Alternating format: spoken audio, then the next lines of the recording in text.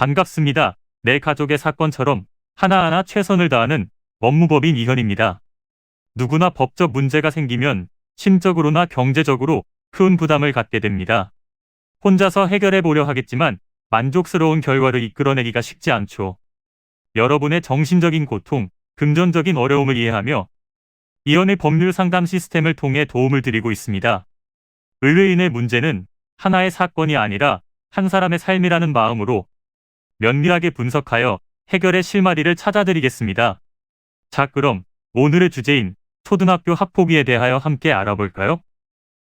요즘 초등학교에서의 학교폭력 건수가 급격히 늘어나고 있습니다.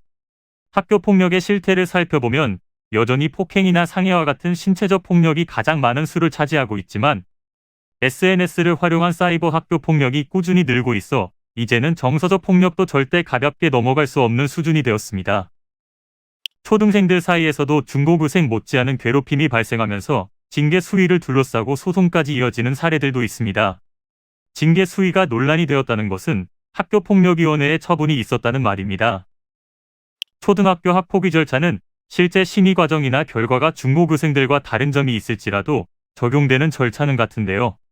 사건이 학교에 알려지면 학교에서는 사안 조사를 하고 양당 사자들로부터 확인서를 받으며 학부모들은 의견서를 제출해야 합니다.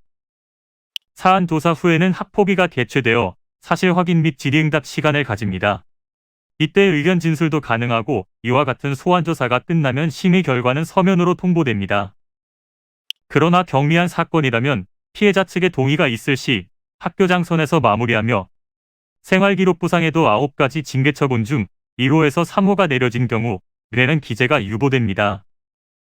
가해 학생에 대한 조치는 9가지로 피해 학생에 대한 서면 사과, 피해 학생 및 신고 학생에 대한 접촉이나 협박, 보복행위 금지, 학교에서의 봉사, 사회봉사, 학내외 전문가에 의한 특별교육 이수 또는 심리치료, 출석 정지, 학급 교체, 전학입니다.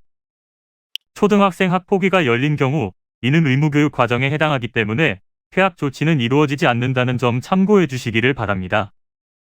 이는 간단히 분석될 문제가 아닌 경우들이 대부분이므로 꼭 법률적인 상담을 받아보는 것이 현명하다고 볼 수 있습니다. 그리고 가능한 한 긴 싸움이 되지 않도록 최대한 빠르게 조치를 취하는 것이 좋습니다. 미루면 미룰수록 사건에 대한 난이도가 높아질 수도 있기 때문이지요. 가벼운 경도 방치를 하면 상당히 무거운 병이 되듯이 이 또한 역시 사전에 바로 잡으셔야만 간단한 조치로도 해결할 수 있는 가능성이 높아지는 것입니다. 여러분이 골머리를 앓고 계신 그 사안, 저희 법무법인 이현에게 알려주세요. 이현의 법률 상담 시스템을 통해 든든한 지원군이 되어드리겠습니다. 간혹 변호사가 아닌 사무장 등과 상담하는 줄로 오해하시는 분들이 계시는데 이는 전혀 아니며 저희 법무법인 이현은 변호사와 1대1로 상담이 이루어진다는 점을 다시 한번 꼭 알려드립니다. 저희는 하나의 분야가 아닌 민사, 형사, 가사뿐만 아니라 비송사건 등 모든 것을 추구하고 있는 종합 로펌입니다.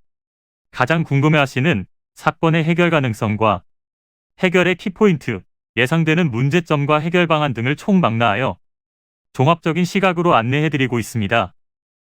보다 정확한 상담을 위해 전국, 전 지역 상담 접수를 먼저 실시하오니 해당 화면에 보이는 번호로 먼저 연락을 주시면 친절한 안내를 도와드리도록 하겠습니다. 인터넷으로 법무법인 이현을 검색 후 홈페이지를 살펴보시고 와도 좋습니다. 언제나 의뢰인이 처한 상황을 이해하며 그 입장에서 생각하겠습니다. 저희는 법무법인 이현이었습니다. 감사합니다.